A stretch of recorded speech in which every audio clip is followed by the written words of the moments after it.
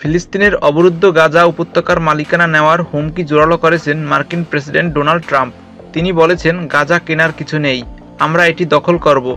স্থানীয় সময় মঙ্গলবার 11 ফেব্রুয়ারি ডোনাল্ড ট্রাম্প মধ্যপ্রাচ্যের সবচেয়ে ঘনিষ্ঠ মিত্র জর্ডানের রাজা দ্বিতীয় আবদুল্লাহর সঙ্গে সাক্ষাৎকালে এই কথা বলেন। ওভাল অফিস থেকে ডোনাল্ড ট্রাম্প সাংবাদিকদের বলেন, আমরা গাজা পেতে যাচ্ছি, এটি আমাদের কিনতে হবে না, এখানে কেনার মতো কিছুই নেই, আমরা গাজা পাবো, আমরা এটি দখল করব। ট্রাম্প অবশ্য অস্বীকার করেছেন যে তিনি গাজায় ব্যক্তিগত সম্পত্তি তৈরি করার চেষ্টা করবেন।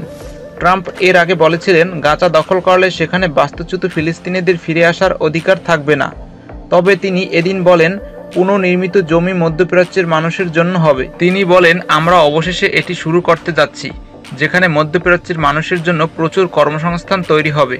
এটি মধ্যপ্রাচ্যের মানুষের জন্য হবে। তিনি আরও বলেন, গাজায় বসবাসকারী ফিলিস্তিনিরা চলে যেতে পেরেই খুশি হবেন, কারণ 7 অক্টোবর ইসরায়েলে হামাসের হামলার পর 1 বছরের বেশি সময় ধরে চলা যুদ্ধের পর তারা এখন ভয়াবহ জীবনযাপন করছেন।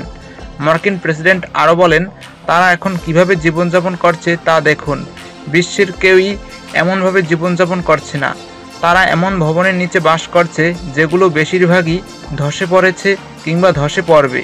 প্রতিদিনই মানুষ মারা যাচ্ছে, পরিস্থিতি ভয়াবহ। গাজা উপত্যকার চেয়ে খারাপ পরিস্থিতি বিশ্বের আর কোথাও নেই।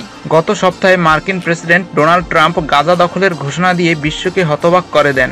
ইসরায়েলি প্রধানমন্ত্রী বেনিয়ামিন নেতানিয়াহুর সঙ্গে এক যৌথ সংবাদ সম্মেলনে তিনি বিধ্বস্ত অঞ্চলটিকে মধ্যপ্রাচ্যের রিভেরা তৈরির প্রস্তাব দেন।